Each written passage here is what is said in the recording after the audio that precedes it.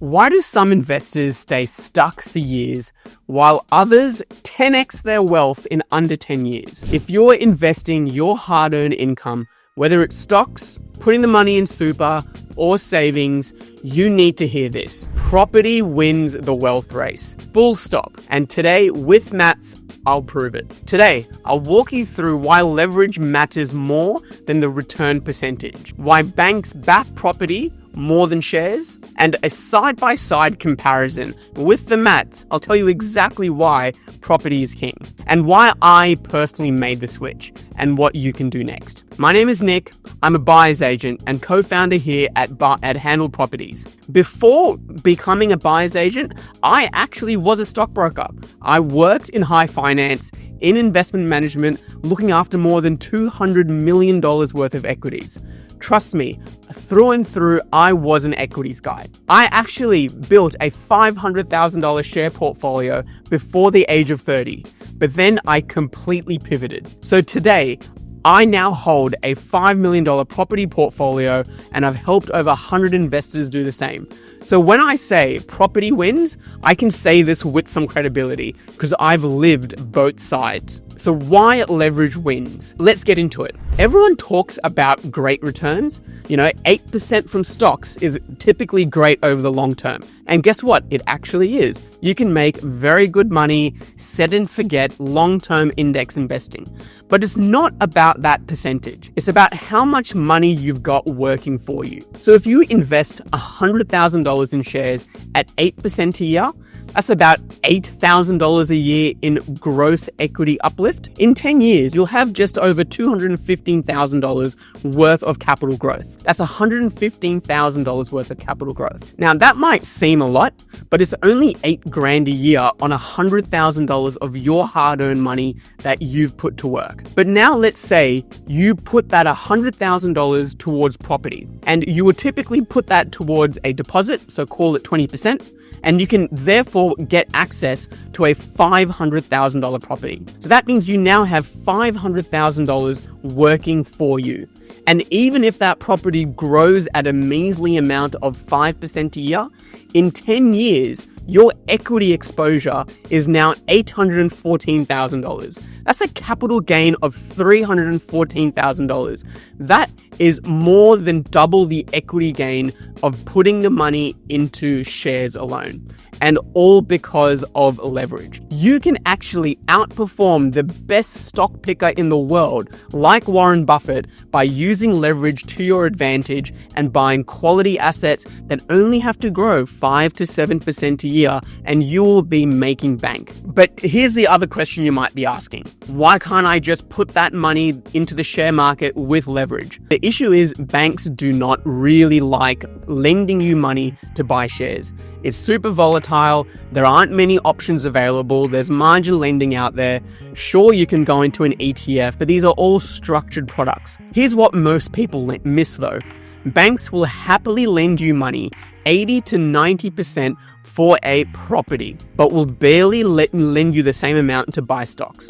And the real reason is real estate is stable, tangible, income generating, and most importantly, it is not suspect to financial manipulation. Stocks go up and down. Trump can tweet something and all of a sudden you've lost 5% or 10% equity growth that year. That is simply property does not move at that speed. Every sales transaction in property is 3 to 6 months long.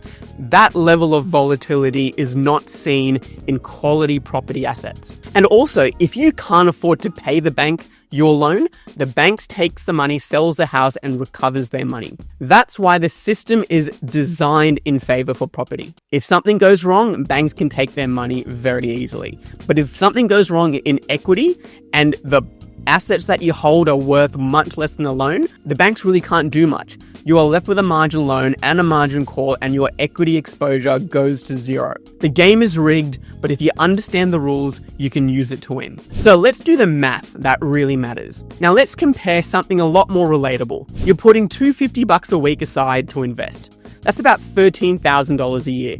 And let's say you put it in shares and it grows at 8% per annum. Now, assuming you already have a $100,000 portfolio set aside. Over 30 years, that becomes around $1.5 million.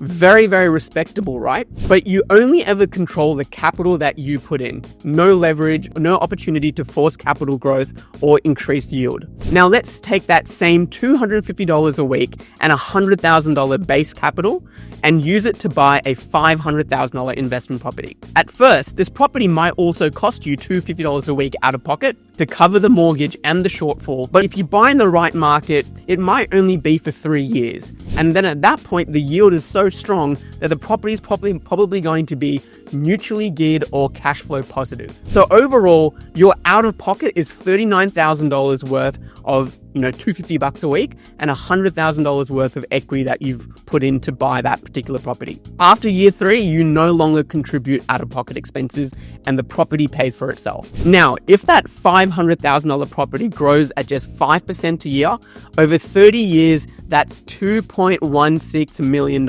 Again, at 5% a year, that is very achievable in the Australian context. That's $1.6 million in capital gains, and it only costs you $39,000 in out-of-pocket expenses plus your initial $100,000 worth of deposit. Now, if you compare back to the $250 a week into the stock portfolio with $100,000 to start with, that's only $1.5 million. So with property, you let leverage and time do the heavy lifting. That's why I made the switch. I bought my first property at the age of 19 in 2009. And then I was deep into the stockbroking game. I worked at an investment bank. I was all in on stocks. For the next almost 9 years, I just put my money aside and built an equity portfolio. But then I zoomed out. I looked at how much money I had made. It was great, but it really wasn't exciting. It really didn't help me get ahead in terms of the ambitions that I had. And then I made the switch to property. Since 2019 till now, with that same level of income and the same level of savings that I've put towards my property portfolio, I've now accumulated more than $5 billion worth of property. This is more than double the amount of equity that I had if I had just stuck with the stock market game. And property gave me the edge. It gave me the control, it gave me leverage, and it gave me more scalability. And now I'm helping others do the same, especially those that are stuck with just 1 or 2 investment properties and want to scale to 4, 6, or 10 or more. So if you're serious about building long-term wealth and you're ready to do more than just hope for your shares to grow, we can help. At Handle Properties, we help you find, finance, and secure high-performing investment properties. This isn't just about buying anything. We help you buy the top 1% of deals based on data and not the hype. Now, if you want a free copy of the same property growth model we use with our clients, comment the word handle below and I'll send it straight to you. Or visit Handle Properties to book your first initial strategy session with me. You don't win the wealth race by chasing returns. You win it through leverage, systems, and the right asset class. For me and my clients, property is that asset class and property wins. Thanks for watching, and I'll see you at the next one.